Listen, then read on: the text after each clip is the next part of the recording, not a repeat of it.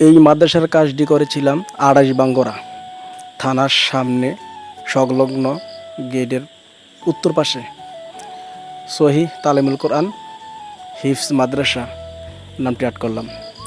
হুজুর আমাকে ফোন দিয়ে বলতে, নূর ভাই আমার মাদ্রাসার নামটি লিখে দিতে হবে, আগামী বৃহস্পতিবার আমার মাদ্রাসা অনুষ্ঠান আছে, আপনার নামটা একটু লিখে দিতে হবে। কমিটির পক্ষ থেকে বাজেট নাই, যা দেবো আপনার মুট করে দেবো, আপনার কাজটা করে দিন। আমি বললাম, ভাই আচ্ছা ঠিক আছে করে দেবো, মোহন আমার তো রঙে টঙ্গে গিয়ে পুষতে হবে, একটু বাড়াই দিয়েন।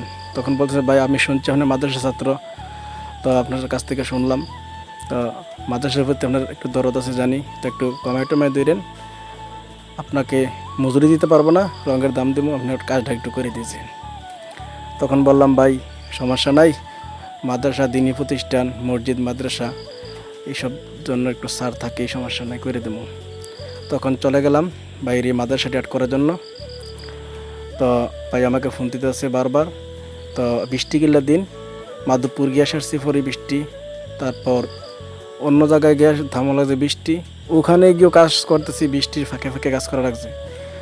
কাজ শেষ করে বসলাম, 1 ঘন্টা বৃষ্টি। তখন ভাই আমাদেরকে আপ্যায়ন করলো, বাসা থেকে খানা এনে আমাদেরকে খাওয়াইলো, ভাইও নিজে 1 প্লেট আমরা সবাই খাইলাম, খুব আনন্দ করলাম। তো আসলে দিনী ভাইদের মন মানসিকতা একটু অন্যরকম থাকে, হুজুরদের মন মানসিকতাই একটু অন্যরকম থাকে। তাদের কথা আচার আচরণে অনেক মুগ্ধ হলাম। তাদের ইনকাম কম, বাজেট কম, চাহিদাটা সুন্দর।